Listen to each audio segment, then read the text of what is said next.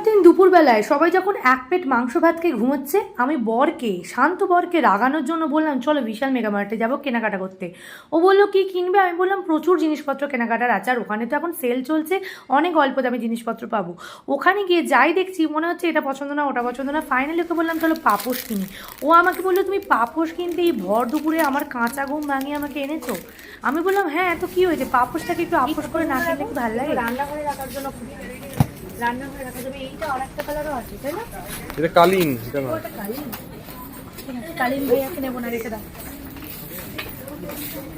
এটা ভালো লাগছে না, আমার আবার পাপোশ খুব ভালো লাগে। পাপোশ কিন্তু ঘরের সৌন্দর্য বাড়িয়ে দেয়। তারপর দেখতে গেলাম জামা কাপড়, সিনথেটিক গোছে লাগলো বলে একটা জামাও নিইনি, কারণ আমি এখন বাড়ি যাবো আর আমাদের বাড়ি ওখানে সিনথেটিক পরলে মোটামুটি গাটা একটু ভাজা ভাজাই হয়ে যাবে। বাসনপত্র দেখছিলাম কিন্তু এর থেকে বেশি বাসন মনে হয় আমার বাড়িতেই আছে, মানে আমার বরের তো তাই মনে হয়, যদিও আমার না মনে হলেও।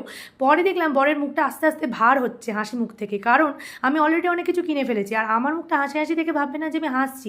অ্যাকচুয়ালি তখন আমরা ঝগড়া করছিলাম, মানে আমার একটা অদ্ভুত রোগ আছে, আমি প্রচণ্ড রেগে গেলে কাউকে মারতে ইচ্ছা করলেও হেসে ফেলি। লোকে ভাবে যে আমার মুখটা সদা হাস্যকর, আসলে তা নয়, এটা আমার একটা রোগ।